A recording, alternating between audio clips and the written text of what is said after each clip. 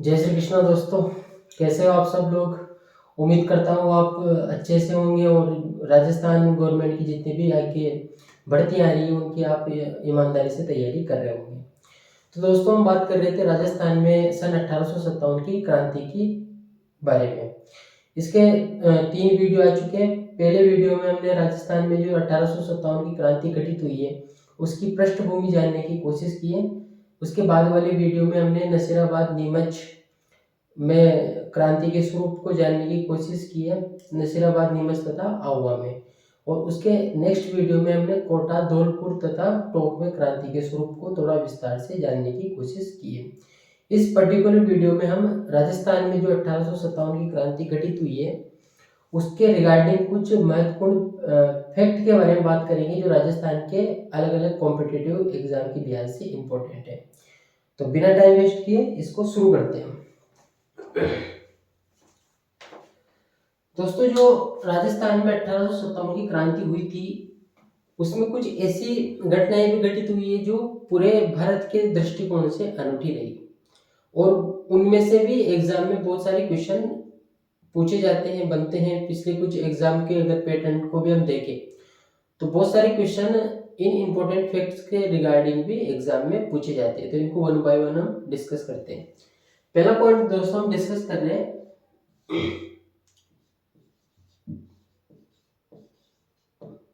बूंदी के शासक राम सिंह के बारे में। पहला पॉइंट हमारा ये है कि राजस्थान में जो 1857 की क्रांति घटित हुई है उसमें राजपूताना के सभी शासकों ने ब्रिटिश का साथ दिया, अंग्रेजों का साथ दिया। केवल एक शासक को छोड़कर और उसका नाम है बूंदी के शासक राम सिंह। इन्होंने डायरेक्टली अंग्रेजों का साथ नहीं दिया और इनडायरेक्टली भी नहीं देने की कोशिश की। तो इस लिहाज से ये थोड़े इंपॉर्टेंट हो जाते हैं कि राजपूताना के ऐसे कौन से शासक हैं सन 1857 की क्रांति के दौरान जिन्होंने क्रांति के समय ब्रिटिश का साथ नहीं दिया। तो बूंदी के राम सिंह। दूसरा पॉइंट हम डिस्कस कर लेते हैं दोस्तों मेवाड़ के शासक के बारे में। मेवाड़ के शासक का नाम है दोस्तों स्वरूप सिंह। सन 1857 की क्रांति के दौरान मेवाड़ के शासक थे महाराणा स्वरूप सिंह। इन्होंने सन 1857 की क्रांति के दौरान अंग्रेजों का सबसे पहले साथ दिया और बढ़ चढ़कर साथ दिया। कैसे साथ दिया? जब नीमच में 3 जून 1857 को विद्रोह भड़क उठा था कोटा कंटीनमेंट के सैनिकों के द्वारा, तो उस समय इन्होंने वहां से नीमच छावनी से भागे हुए लगभग 40 अंग्रेज अधिकारी या फिर ऐसा भी कहा जाता है कि 40 अंग्रेज परिवारों को इन्होंने मेवाड़ में शरण दी थी। मेवाड़ के उदयपुर में इन्होंने पिछोला झील के जग मंदिर में उनको ठहराया था और उनके खाने पानी की रसद वगैरह की सारी व्यवस्था इन्होंने वहां पर की थी। तो एक पॉइंट ये भी अपने को ध्यान में रखना है। उसके बाद में दोस्तों हम तीसरे पॉइंट के बारे में बात करते हैं बीकानेर के शासक सरदार सिंह के बारे में।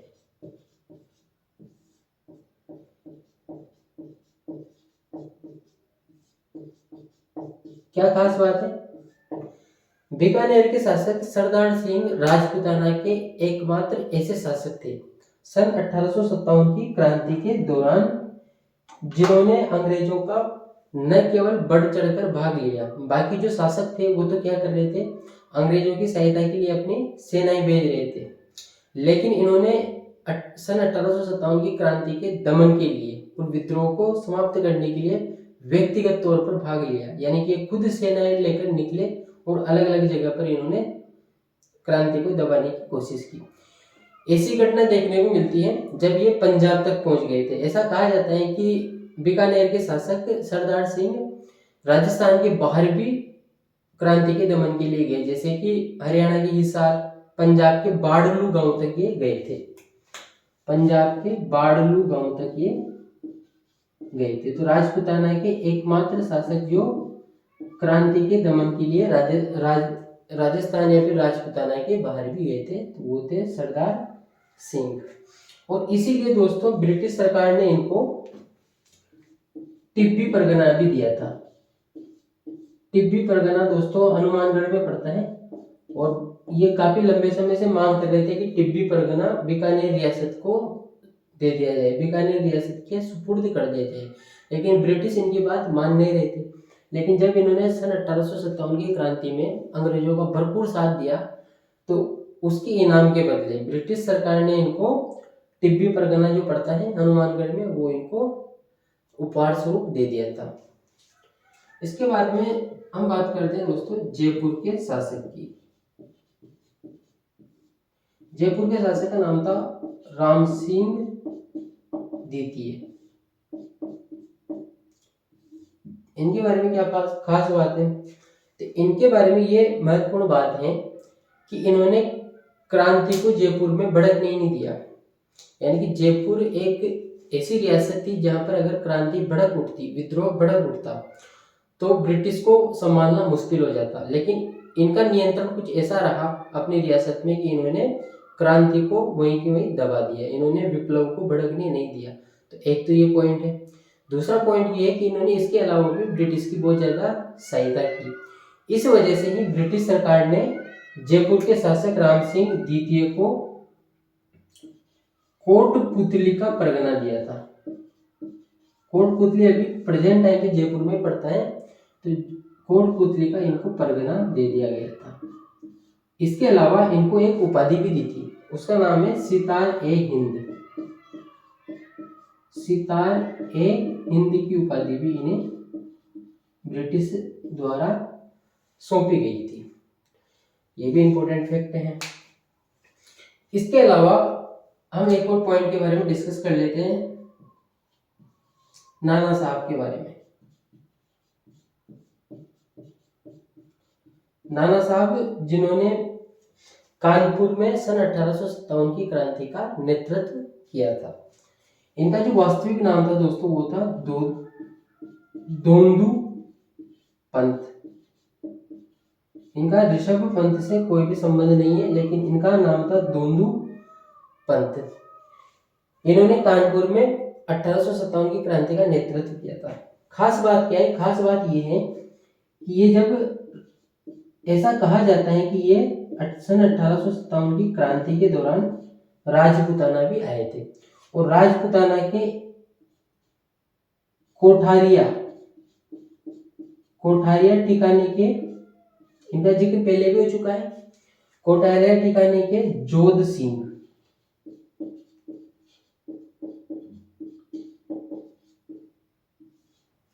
कोठारिया ठिकाने के जोध सिंह की यहाँ इन्होंने शरण ली थी।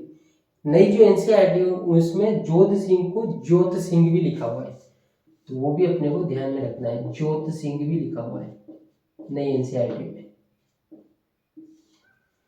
इनका जिक्र पहले भी हुआ था। हमने कहा था कि जो ठाकुर खुशहाल सिंह है, जब वो आवा से निकल गए थे, जब वहां पर होम्स का आक्रमण हुआ था, तो उसके बाद में जो ठाकुर खुशहाल सिंह है वो कोठारिया के ठाकुर जोत सिंह की यहाँ पर उन्होंने भी शरण ली थी। इसके अलावा ये महत्वपूर्ण पॉइंट है एग्जाम के पॉइंट ऑफ व्यू से। थोड़े और इम्पोर्टेंट पॉइंट हम डिस्कस करना चाहते हैं अपने इस सेशन में, जो भी राजस्थान के कॉम्पिटिटिव एग्जाम के लिहाज से इम्पोर्टेंट है। भले वो कोई सी भी भर्ती हो, स्कूल कॉलेज लेक्चरर हो, सेकंड ग्रेड हो, फर्स्ट ग्रेड हो, लैब असिस्टेंट हो, पुलिस कांस्टेबल हो, आरएएस हो, एसआई हो, सभी एग्जाम के रिगार्डिंग सन 1857 की क्रांति का अपना एक महत्व है। इससे अच्छे खासे क्वेश्चन बनते हैं, तो थोड़ा विस्तार में इसको डिस्कस करना चाहते हैं। एक और पॉइंट मैं यहाँ पर डिस्कस करना चाहता हूँ दोस्तों, अमरचंद भाटिया के बारे में। अमरचंद भाटिया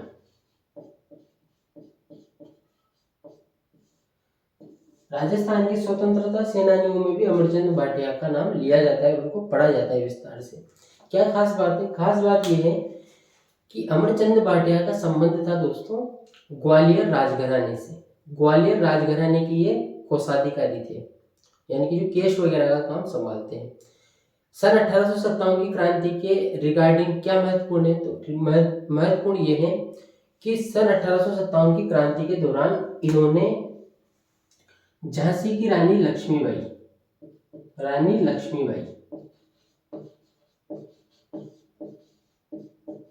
इसके अलावा तात्या टोपे पे हम अलग वीडियो बनाएंगे, अलग से डिस्कशन करेंगे, क्योंकि आजकल तात्या टोपे से भी अच्छे खासे क्वेश्चन राजस्थान के कॉम्पिटेटिव एग्जाम में बन रहे हैं, तो इन पर अलग से हम डिस्कशन करना चाहेंगे। खास बात यह है अमरचंद भाटिया के बारे में, इन्होंने रानी लक्ष्मीबाई और तात्या टोपे की आर्थिक सहायता की थी, आर्थिक सहायता प्रदान की थी। तात्या टोपे का जो वास्तविक नाम है दोस्तों वो है रामचंद्र पांडुरंग। रानी लक्ष्मीबाई और तात्या टोपे को इन्होंने आर्थिक सहायता पहुंचाई थी 1857 की क्रांति के दौरान। इस वजह से इन्हें क्रांति का भामाशाह भी कहा जाता है। तो क्वेश्चन आता है कि सन 1857 की क्रांति का भामाशाह किसे कहा जाता है? तो एक ही आंसर रहेगा अमरचंद भाटिया को, जिनका ग्वालियर के राजघराने से संबंध था। ये ग्वालियर राजघराने में कोषाधिकारी के पद पर कार्य कर रहे थे। इस वजह से ब्रिटिश सरकार ने इनको फांसी की सजा सुनाई और फांसी पर लटका दिया गया। इनको राजस्थान का प्रथम शहीद भी कहा जाता है। सन 1857 की क्रांति के दौरान राजस्थान का प्रथम शहीद, राजपुताने का प्रथम शहीद भी इनको कहा जाता है। अमरचंद भाटिया के बारे में अपने को ये चीजें याद होनी चाहिए। इसके बाद में बात करते हैं हम कुछ और इम्पोर्टेंट फैक्ट्स की, जो भी एग्जाम के पॉइंट ऑफ व्यू से इम्पोर्टेंट होने जा रहे हैं, उनको भी हम धीरे धीरे डिस्कस कर लेते हैं। एक पॉइंट ये है दोस्तों कि क्रांति के दौरान जो क्रांतिकारी थे उन्होंने राजपुताना की 6 रियासतों पर कब्जे कर लिया था, यानी कि उनको अपने अधिकार में ले लिया था। कौन कौन सी वो रियासतें हैं उनको लिख लेते हैं हम यहाँ पर। धौलपुर रियासत पर क्रांतिकारियों ने कब्जा कर लिया था। इसके अलावा धौलपुर के उस समय जो शासक थे उनका नाम था भगवंत सिंह। इसके अलावा दोस्तों इन्होंने भरतपुर पर भी कब्जा कर लिया था। भरतपुर के जो शासक थे उस समय उनका नाम था जसवंत सिंह, जो कि अल्पवयस्क थे, नाबालिग थे। इसके अलावा इन्होंने कोटा रियासत पर कब्जा कर लिया था। क्रांतिकारियों की बात करूं, क्रांतिकारियों ने कोटा रियासत पर कब्जा कर लिया था। हम सबको जानकारी है कोटा में लाला जयदयाल, जिनको फिर मुख्य प्रशासनिक अधिकारी बनाया गया था एक परवान जारी करके, और मेहराब खां के नेतृत्व में क्रांति हुई थी और कोटा में सबसे हिंसक क्रांति घटित हुई थी और लगभग 6 महीने तक कोटा क्रांतिकारियों के कब्जे में रहा था, अधिकार में रहा था। तो कोटा का अपना एक विशेष महत्व है। सन 1857 की क्रांति के दौरान पूरे भारत में कोटा ही एक ऐसी रियासत थी जो सबसे अधिक लंबे समय तक क्रांतिकारियों के अधिकार में रही थी। इसके अलावा दोस्तों टोक का जो शासक था उसका नाम था नवाब वजीरुद्दौला, और मीर आलम खां के नेतृत्व में नीमच की जो कोटा कंटीजमेंट थी उनके द्वारा यहाँ पर विद्रोह किया गया और इसको भी उन्होंने अपने अधिकार क्षेत्र में ले लिया था क्रांतिकारियों ने। इसके अलावा हम झालावाड़ का नाम भी यहाँ पर जोड़ना चाहते हैं। झालावाड़ का शासक था दोस्तों पृथ्वी सिंह। यहाँ पर भी क्रांतिकारियों ने कब्जा कर लिया था, अधिकार कर लिया था। इसके अलावा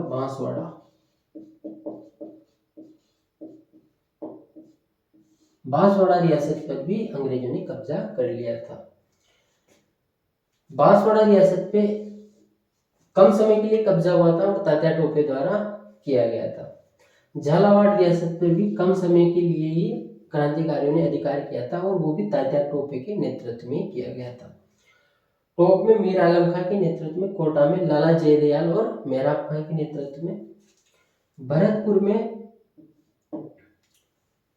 हमने पढ़ा था कि भरतपुर में हालांकि ज्यादा बड़ा विद्रोह नहीं हुआ था। 31 मई 1857 को हुआ था और वहाँ के जो लोकल लोग थे गुर्जर और मेव जाति के, उनके द्वारा इस पर अधिकार कर लिया गया था।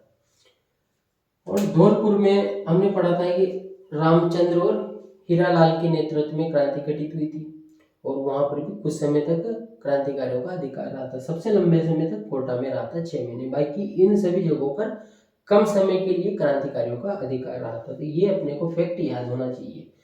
क्वेश्चन आता है कि क्रांति के दौरान कौन कौन सी राजपूताना की रियासतों पर क्रांतिकारियों ने अधिकार कर लिया था? नीचे 4 ऑप्शन, तो 2 एलिमिनेट हो जाएंगे और 4 रहेंगे, तो उसमें से अपने को पहचानना है। जैसे ये क्वेश्चन आ गया, किस पर अधिकार कर लिया था?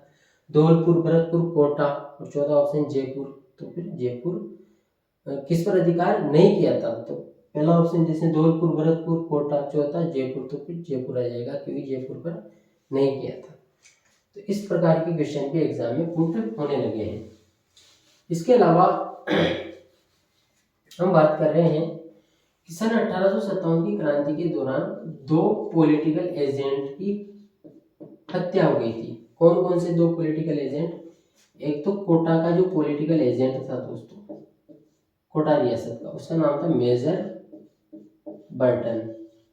तो मेजर बर्टन की हत्या हो गई थी एक तो, इसके सिर को धड़ से अलग करके पूरे शहर में घुमाया गया, बाद में कोतवाली ले जाकर तोप से उड़ा दिया गया। तो एक तो इसकी हत्या हुई थी। इसके अलावा जोधपुर रियासत में एक पॉलिटिकल एजेंट था जिसका नाम बहुत सारी बार आ चुका है, बहुत सारी बार जिक्र हो चुका है, उसका नाम है दोस्तों मोक मेसन। Mock mason. तो क्रांति के दौरान इन दोनों पॉलिटिकल एजेंट की हत्या हो गई थी। अलार्म बज रहा है तो अलार्म को बंद कर देता हूँ मैं।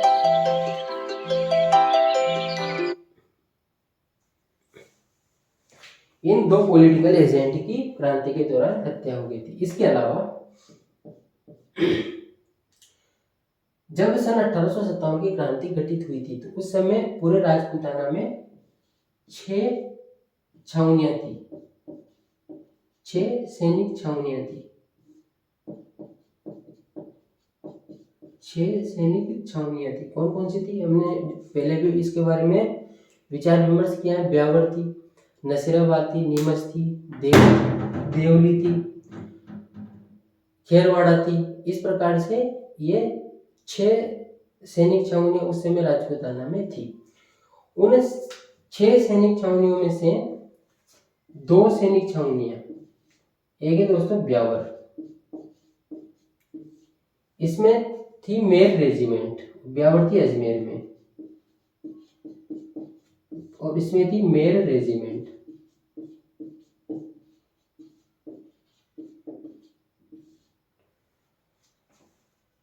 ब्यावर सैनिक छावनी जो कि अजमेर में थी और उसमें मेर रेजिमेंट सैनिक टुकड़ी कार्य कर रही थी। मेर रेजिमेंट अंग्रेजों के प्रति वफादार भी थी और इनको जो चर्बी वाले कारतूस है उनसे कोई आपत्ति भी नहीं थी। तो इस सैनिक टुकड़ी द्वारा इस सैनिक छावनी में किसी भी प्रकार का विद्रोह नहीं किया गया। तो ब्यावर सैनिक छावनी में किसी भी प्रकार का विद्रोह देखने को नहीं मिला सन 1857 की क्रांति के दौरान। इसके अलावा दोस्तों खेरवाड़ा, खेरवाड़ा पड़ता है उदयपुर रियासत, उदयपुर में, यानी उदयपुर रियासत में था ये खेरवाड़ा। खेरवाड़ा सैनिक छावनी, और इसमें थी दोस्तों भील रेजिमेंट, भील रेजिमेंट, इसे भील कोर, इसमें थी दोस्तों भील कोर, और इसको मेवाड़ भील कोर भी कहा जाता है, जिसकी स्थापना सन 1841 में ब्रिटिश द्वारा की गई थी, अंग्रेजों द्वारा की गई थी। तो इसमें भी किसी भी प्रकार का विद्रोह देखने को नहीं मिला। इसके अलावा और कुछ इंपॉर्टेंट पॉइंट के बारे में हम डिस्कस करना चाहते हैं। संपूर्ण भारत में अंग्रेजों द्वारा क्रांति का दमन करने की कोशिश की गई और धीरे धीरे क्रांति को समाप्त भी कर दिया गया, जिसके बहुत सारे कारण हैं, उन पर भी हम चर्चा करेंगे। फिलहाल मैं आपसे ये बात साझा करना चाहता हूँ कि जून 1858 में लगभग संपूर्ण उत्तर भारत में क्रांति का दमन कर दिया गया था अंग्रेजों द्वारा। और नई जो एनसीईआरटी है उसमें एक तारीख है, तारीख हालांकि एग्जैक्ट नहीं है लेकिन ऐसा लिखा हुआ है कि अगस्त 1858 में अंग्रेजों द्वारा संपूर्ण भारत में क्रांति का दमन कर दिया गया था, यानी कि संपूर्ण भारत में क्रांति को समाप्त कर दिया गया था अगस्त 1858 में। नई एनसीईआरटी के हिसाब से ये डेट मैं आपको बता रहा हूँ। इसके बाद में दोस्तों अब हम कुछ और महत्वपूर्ण पॉइंट की ओर जाना चाहेंगे यहाँ से, और कुछ थोड़े और इम्पोर्टेंट पॉइंट डिस्कस करना चाहेंगे। जैसे जो 1857 की क्रांति घटित हुई थी संपूर्ण भारत में, या फिर हम राजपूताना के हिसाब से बात करें तो राजपूताना में, तो उसकी असफलता के क्या कारण रहे? असफलता के कारण क्या रहे थे? क्यों क्रांति असफल हो गई थी? हालांकि इसके बहुत सारे कारण रहे, फिर भी अगर हम कुछ विशेष कारणों को जानना चाहें तो हम यहाँ पर लिख भी सकते हैं उन विशेष कारणों को। इस प्रकार के क्वेश्चन भी आजकल एग्जाम में ट्रेंड में है, कि जैसे थोड़े लेंथी क्वेश्चन होते हैं और ऑप्शन भी थोड़े लेंथी होते हैं, लेकिन इनमें थोड़ा लॉजिक वाले क्वेश्चन होते हैं, इनमें डायरेक्ट रटे रुटाए आंसर नहीं चलते, थोड़ा सोचना पड़ता है। तो इस लिहाज से ये भी थोड़े इंपॉर्टेंट क्वेश्चन बन जाते हैं यहाँ से। एक तो राजपूताना में या फिर संपूर्ण भारत में जो क्रांति असफल हुई, हम राजपूताना की बात करेंगे तो शासक वर्ग का अंग्रेजों के प्रति वफादार होना, शासक वर्ग का अंग्रेजों का साथ देना या फिर सहयोग करना, एक तो ये कारण रहा। राजपूताना का जो भी शासक वर्ग था, हालांकि वो ब्रिटिश या फिर अंग्रेजों से खुश नहीं था, ईस्ट इंडिया कंपनी से खुश नहीं था, वो भी चाहते थे कि ये यहाँ से चले जाए तो ये अच्छा है। लेकिन उनको एक समस्या पैदा हो गया 1857 की क्रांति के दौरान, कि अगर ब्रिटिश यहाँ से चले गए क्रांति के फलस्वरूप, तो उनकी रियासत पर अधिकार हो जाएगा क्रांतिकारियों का। तो जब तक अंग्रेज भारत में है, कम से कम उनको अपनी रियासत पर अधिकार तो है। हालांकि उसकी कुछ शर्तें वगैरह हैं, वो शर्तें वो निभा भी रहे थे, बावजूद इसके उनकी अपनी रियासत पर अधिकार है। लेकिन जैसे क्रांति सफल हो जाएगी तो क्रांतिकारियों का अधिकार हो जाएगा और उनके अपनी रियासत से हाथ धोना पड़ेगा। इस वजह से शासक वर्ग पूरा का पूरा ही अंग्रेजों के साथ हो गया, और ये क्रांति की विफलता का बहुत बड़ा कारण माना जाता है। क्योंकि अगर शासक वर्ग एकजुट हो जाता, जैसे जो क्रांतिकारी थे उन्होंने मेवाड़ के जो शासक है महाराणा स्वरूप सिंह, उनसे अपील भी की थी कि आप राजपूताना में क्रांति का नेतृत्व कीजिए। उन्होंने न तो क्रांति का नेतृत्व किया, बल्कि उन क्रांतिकारियों और उनके बीच में जो पत्र व्यवहार हुआ था कि भाई आप क्रांति का नेतृत्व कीजिए वगैरह सब कुछ चीजें, वो उन्होंने अंग्रेजों के साथ भी साझा कर दी। तो सहयोग भी नहीं किया और बल्कि विश्वासघात किया गया। तो ये क्रांति की असफलता के कारण माने जाते हैं। शासक वर्ग का अंग्रेजों का वफादार होना, सहयोगी होना, साथ देना। इसके अलावा क्रांति का अलग अलग समय पर होना। जैसे हम राजपूताना की बात करें तो यहाँ पर बहुत सारी जगह विद्रोह देखने को मिला, जैसे कि नसीराबाद में देखने को मिला, भरतपुर में देखने को मिला, धौलपुर में देखने को मिला, कोटा में देखने को मिला, टोंक में देखने को मिला। लेकिन ये जो जितने भी विद्रोह देखने को मिले ये अलग अलग समय पे हुए थे। तो होता क्या था, जैसे एक जगह पर विद्रोह हुआ तो उस जगह पर ब्रिटिश या फिर ईस्ट इंडिया कंपनी ने अपनी सेना भेज दी, वहां के शासक वर्गों को साथ में लेकर उस विद्रोह को दबा दिया गया। फिर दूसरी जगह विद्रोह बढ़ा तो फिर वहां पर भी वो लोग चले गए। लेकिन अगर ये जो क्रांति घटित हुई है ये राजपूताना की इन सभी हिस्सों में, और भी जगह क्रांति घटित हुई जैसे बांसवाड़ा वगैरह में, लगभग संपूर्ण राजस्थान में हुई थी, अलग अलग समय पे हुई थी। लेकिन अगर ये एक ही समय पर हो जाती तो फिर ब्रिटिश इसको हैंडल नहीं कर पाते, क्योंकि वो कहाँ कहाँ भेजते अपने अधिकारियों को, और क्रांति शायद सफल हो जाती। तो एक ये भी कारण माना जाता है कि क्रांति का अलग अलग समय पर अलग अलग स्थानों पर होना, एक साथ नहीं होना। हालांकि इसकी जो निर्धारित तिथि थी वो 31 मई 1857 थी, लेकिन चर्बी वाले कारतूसों के कारण क्रांति समय से पहले ही घटित होगी। सर्वप्रथम घटना 10 मई 1857 को मेरठ में विद्रोह के रूप में देखने को मिले, और उसके बाद में संपूर्ण भारत में क्रांति भड़क उठी, जो कि असफलता का कारण भी मानी जाती है, क्योंकि इसकी कोई फिक्स डेट नहीं थी। इसके अलावा क्रांति का केंद्रीय संगठन नहीं होना, इस प्रकार के जो क्वेश्चन है थोड़े अच्छे लेवल के एग्जाम में आते हैं, जैसे आरएस वगैरह हो गया, कॉलेज लेक्चरर हो गया, थोड़े अच्छे क्वेश्चन माने जाते हैं। क्रांति का केंद्रीय संगठन नहीं होना और न ही सर्वमान्य नेतृत्व का होना।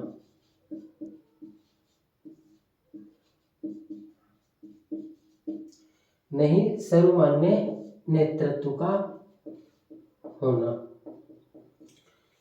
ये भी क्रांति का एक कारण माना जाता है।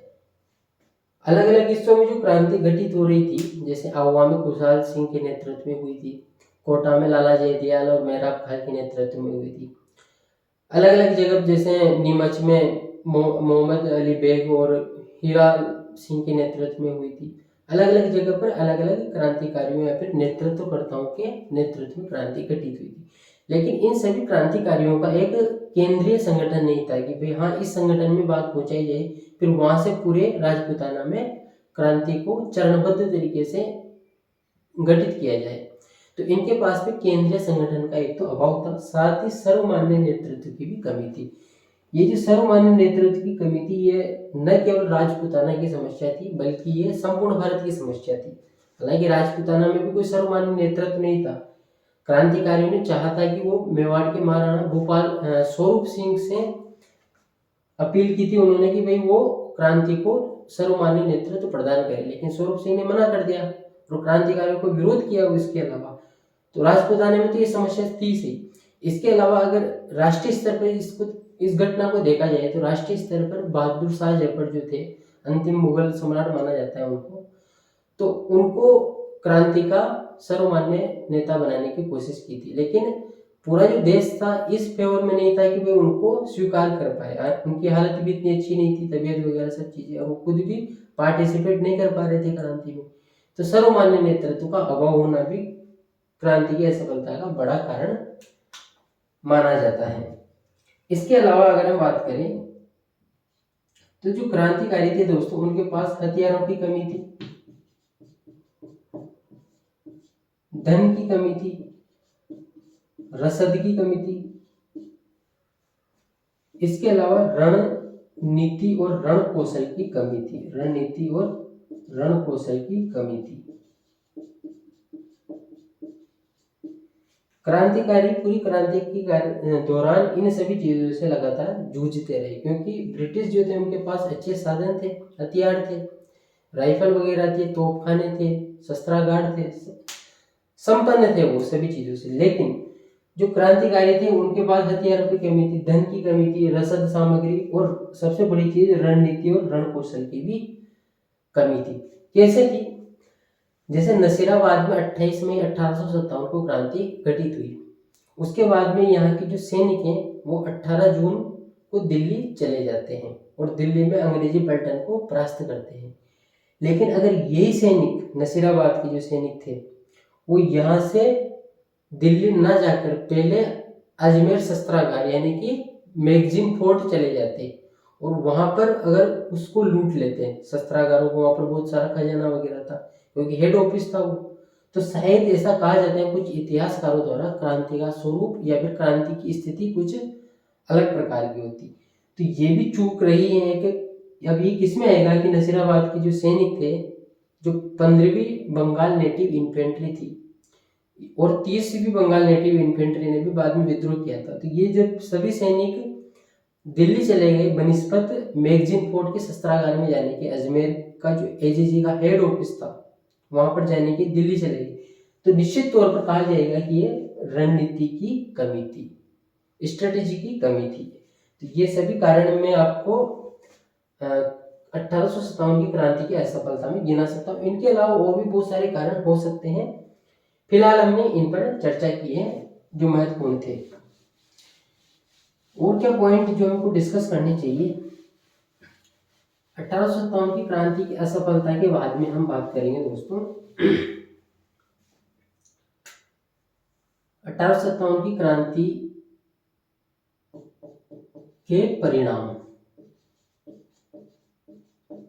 क्रांति घटित हो गई, उसके बाद में क्या क्या चेंज देखने को मिले, आने वाले समय में क्या क्या इसके परिणाम निकले, उनके बारे में हम थोड़ी सी विचार साझा करना चाहते हैं, थोड़ा सा डिस्कशन इसके बारे में भी करना चाहते हैं। तो परिणाम ये रहे दोस्तों कि नवंबर 1858 में जो ईस्ट इंडिया कंपनी थी, पहले संपूर्ण शासन प्रशासन उसके हाथ में था, संपूर्ण भागदौड़ ईस्ट इंडिया कंपनी के हाथ में थी। लेकिन जब ईस्ट इंडिया कंपनी फेल हो गई, यानी कि सन 1857 में संपूर्ण भारत में क्रांति का घटित होना ईस्ट इंडिया कंपनी की बड़ी असफलता मानी जाती है। और इसी वजह से नवंबर 1858 में ये डेट्स एनसीईआरटी में लिखी हुई, जो नई वाली एनसीईआरटी है, नवंबर 1858 में संपूर्ण शासन और प्रशासन की भागदौड़ ईस्ट इंडिया कंपनी से चली गई ब्रिटिश ताज के पास। यानी कि अब शासन होगा डायरेक्ट ब्रिटेन से, तो ब्रिटिश ताज इस आगे की भागदौड़ संभालेगा। ब्रिटिश ताज मतलब ब्रिटिश साम्राज्य, यानी कि उस समय की रानी विक्टोरिया। और फिर उसके बाद में बहुत सारे और भी चेंज देखने को मिले, जैसे कि अंग्रेजी शिक्षा का प्रचार प्रसार किया गया ताकि लोग बाग थोड़े अंग्रेज बन जाए, अंग्रेजी कल्चर उनमें आ जाए, तो भारतीय परंपराओं, भारतीय भाषा के प्रति उनमें घृणा पैदा हो। तो अंग्रेजी शिक्षा का भी क्रांति के बाद में प्रचार प्रसार किया गया जोरों शोरों से। इसके अलावा एक और पॉइंट की तरफ मैं आपका ध्यान आकर्षित करना चाहता हूँ, मध्यम वर्ग का उदय। क्रांति के बाद में दोस्तों नए मध्यम वर्ग का उदय होने लगा। क्यों होने लगा? क्योंकि अब जो प्रशासनिक पद थे, यानी कि राजकीय सेवाओं के जो प्रशासनिक पद थे, उन पर बड़ी मात्रा में भारतीयों की नियुक्ति की जाने लगी। भारतीयों की नियुक्ति की जाने लगी। बड़े बड़े प्रशासनिक पदों पर भारतीयों की नियुक्ति की जाने लगी, जिससे नए मध्यम वर्ग का और उच्च वर्ग का भी उदय हुआ, जो कि ब्रिटिश के प्रति थोड़े समर्पित थे। इसके अलावा सैनिकों में, थानों में, चौकियों में, अलग अलग डिपार्टमेंट में भारत की जो लोकल लोग थे यहाँ के, जो उनका उसमें भर्ती की गई, ताकि एक नया वर्ग तैयार हो, एक नया मध्यम वर्ग तैयार हो, जो कि ब्रिटिश के प्रति समर्पित रहे। जैसे हमने नमक का दारोगा पढ़ा है, तो नमक के दारोगा में जो पंडित बंशीधर थे, वो क्या थे? नमक के दारोगा थे, और वो ब्रिटिश सरकार के अंदर ही कार्य कर रहे थे। तो वो नया मध्यम वर्ग खड़ा किया था इस प्रकार से ब्रिटिश ने, ताकि वो जो मध्यम वर्ग है वो ब्रिटिश के प्रति और ज्यादा समर्पित भाव से कार्य करे। इसके अलावा रेलवे का, सड़कों का जाल बिछाया गया ताकि व्यापार और सुगम तरीके से हो, और अगली बार जब विद्रोह भड़के तो विद्रोह को आसानी से दबाया जा सके, ताकि परिवहन की सुविधा रहे तो आसानी से विद्रोह को दबाया जा सके। इसके अलावा जो ब्रिटिश थे, उन्होंने गोद निषेध प्रथा,